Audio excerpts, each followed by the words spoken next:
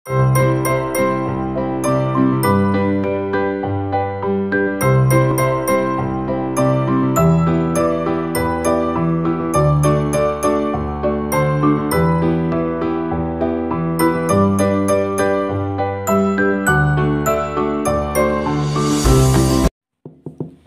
Everyone आपनालोक सकलोके पुनर्बार स्वागतम जनाइছো मोर नतुन एटा भिडिओले आशा करू आपनालोक सकलोए ভাল পাব আৰু মোক মৰম দিব বুলি আশা কৰিছো যেহেতু বিহু আহি পালেহিয়ে এইবাৰ বিহুত আগৰ দৰে কোনো ধৰণৰ উৎসাহ নাই যদিও আমাৰ অসমীয়াৰ গাত বিহু বুলি ক'লে এনেও তৎনাইকিয়া হয় সেই কাৰণে বিহুৰ উপলক্ষে মই परम्परागतভাৱে পিঠাগুৰিৰে খপত বনোৱা এবিধ পাপৰৰ ৰেচিপি লৈ আহিছো আপোনালোকে যদি বনোৱা নাই তেন্তে নিশ্চয় এবাৰ ঘৰত বনাই চাব বুলি আশা কৰিছো আৰু ভিডিওটো চাবচোন কেনেকুৱা পালে মোক কমেন্ট কৰি জনাব परम्परागतভাৱে পিঠাগুৰিৰে খপত বনোৱা পাপৰৰ ৰেচিপিবিধ চাই লওঁ আৰু আপোনালোকে যদি আজিলৈকে বনোৱা নাই তেন্তে নিশ্চয় এবাৰ বনাই চাব বুলি আশা থাকিলে প্ৰথমতে মই পিঠাগুৰি লৈছো আমি সাধাৰণতে যিটো চাউলৰে ভাত খাওঁ সেইটো চাউলেই লৈছো পিঠাগুৰিখিনি পিঠাগুৰি চলা চালনীৰে চলাৰ উপৰিও ভাল সাফা কাপোৰ এখনেৰে কটন কাপোৰ এখনেৰে ভালদৰে আকৌ চালি লৈছো একদম পাউডাৰৰ নিচিনা হৈ যাব লাগিব পিঠাগুৰিখিনি এই কাৰণে দুবাৰ মই চালি লৈছো এবাৰ পিঠাগুৰি চলা চালনীৰেটো চালি তাৰ উপৰি আকৌ ভাল কটন কাপোৰ এখন দি মই ইয়া চালি লৈছিলো ইয়াত এতিয়া মই পৰিমাণ অনুযায়ী বেকিং পাউডাৰ দিছো বেকিং পাউডাৰটো অলপ সৰহকৈ দিছো কাৰণ পাপৰৰ কাৰণে পাপৰখন ফুলিবলৈ হলে বেকিং পাউডাৰটোৱে মেইন হয় আৰু মোৰ যেহেতু খোৱা সোডা নাই সেই কাৰণে মই বেকিং পাউডাৰটো সৰহকৈ দিছো লগত ইয়া মই নিমখ দিছো নিমখ মই ইয়া পৰিমাণ অনুযায়ী দিছো আপোনালোকে ইয়াত কালজিৰা দি দিব পাৰে কিন্তু মোৰ কালজিৰা নাছিলে সেই কাৰণে মই দিয়া নাই এতিয়া এইখিনি মই ইয়া ভালদৰে গুটেখিনি মিক্স কৰি লৈছো মিক্স কৰাৰ পিছত মই ইয়া সক অলপমান মই ইয়া পিঠাগুৰি থৈ লৈছো কাৰণ পানীখিনি দিলে বেছি পনিয়া হৈ যাব পাৰে আৰু বেছি পনিয়া হৈ গলে মই তেতিয়া থৈ দিয়া পিঠাগুৰিখিনি মিক্স কৰি ল'ব পাৰিম সেই কাৰণে অলপ মই এনেদৰে পিঠাগুৰি থৈ লৈছো এতিয়া ইয়াত মই ইয়া পানী দিছো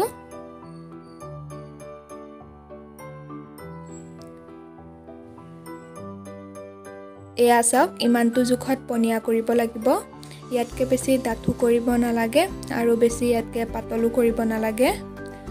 ডাঠটোতো একদমেই হ'ব নালাগে পুৰা পনিয়া হৈ যাব লাগে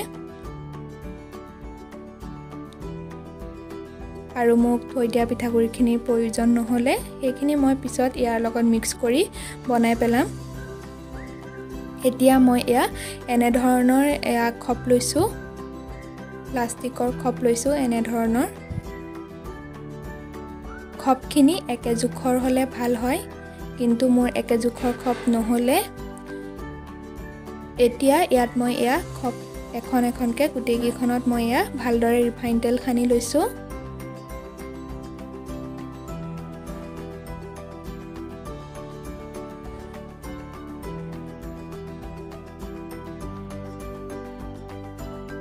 ৰিফাইন তেল খানি মই ইয়া খপকিখনত এনেদৰে পিঠাগুৰিখিনি এনেদৰে দি দিছো ইয়া সক এনেদৰে দিব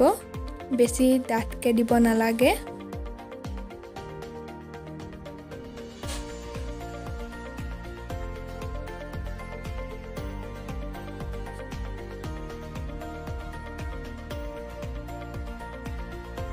এতিয়া কেৰাহীত মই এনেদৰে ইয়া গৰম পানী কৰি থৈছিলো গৰম পানীখিনিৰ ওপৰত মই এনেদৰে ষ্টেন এডাল পাতি দিছো ষ্টেনডালৰ ওপৰত মই ইয়াৰ এতিয়া খপ এখন ইয়াত দি দিম আৰু গেছটো মিডিয়ামতে ৰাখিম লো কৰিব নালাগে মিডিয়ামত ৰাখিলেই হ'ব এতিয়া এইখিনি প্ৰায় 2 বা 3 মিনিট মানৰ কাৰণে ঢাকি দিম এয়া সক 2-3 মিনিট মানৰ পিছত এয়া সক এয়া হৈ গল আৰু এতিয়া মই নমাই থৈ দিম আৰু অলপ সময় এইখিনি ঠাণ্ডা হ'বৰ কাৰণে থৈ দিম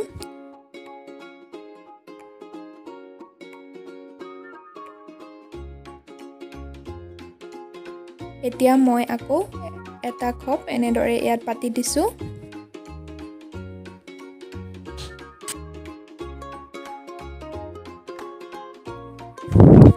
এয়া চাওক চাৰিওখন খপৰ এইখিনি সিজি গ'ল ধুনীয়াকৈ।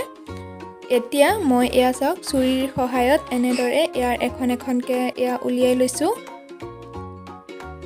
এয়া চাওকচোন কিমান ধুনীয়াকৈ ওলাই আহিছে খপখনৰ পৰা।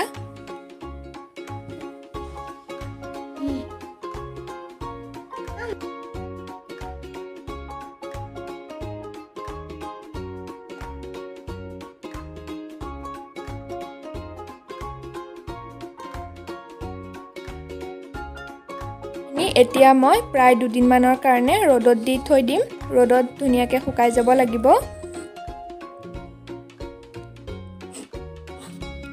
এয়া চাওকচোন প্ৰায় 2 দিনৰ পিছত এইখিনি এয়া ধুনীয়াকৈ শুকাই গৈছে আৰু পুৰা খৰখৰীয়া হৈ গৈছে। এতিয়া এয়া কেৰাহীত ৰিফাইন তেল দি মই চাওক এয়া ভাজি দেখাইছোঁ।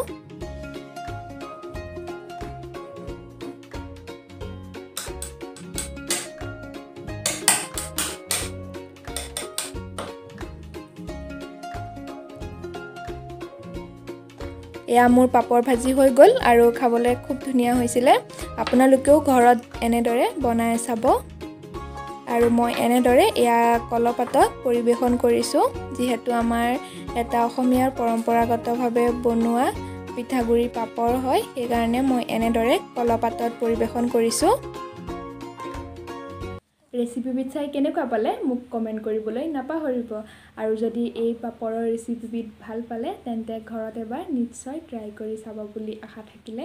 আৰু লগতে শ্বেয়াৰ কৰি দিব যাতে আপোনালোকৰ লগতে বেলেগেও যাতে এনেধৰণে ঘৰতে পিঠাগুড়িৰে পাপৰ বনাই চাব পাৰে আৰু লগতে বিহুত এনেধৰণে বনাই খাব পাৰে। আৰু যদি ভাল পালে তেন্তে লাইক কৰিব। আৰু মোৰ চেনেলত আপোনালোক যদি নতুন হয় তেন্তে মোৰ চেনেলটো ছাবস্ক্ৰাইব কৰি কাষত থকা বেল আইকনটো প্ৰেছ কৰি অল কৰি দিব। তেতিয়া আহিবলগীয়া মোৰ সকলোখিনি ভিডিঅ' আপোনালোকে ন'টিফিকেশ্যন আগতীয়াকৈ পাই থাকিব। তেন্তে আজিলৈ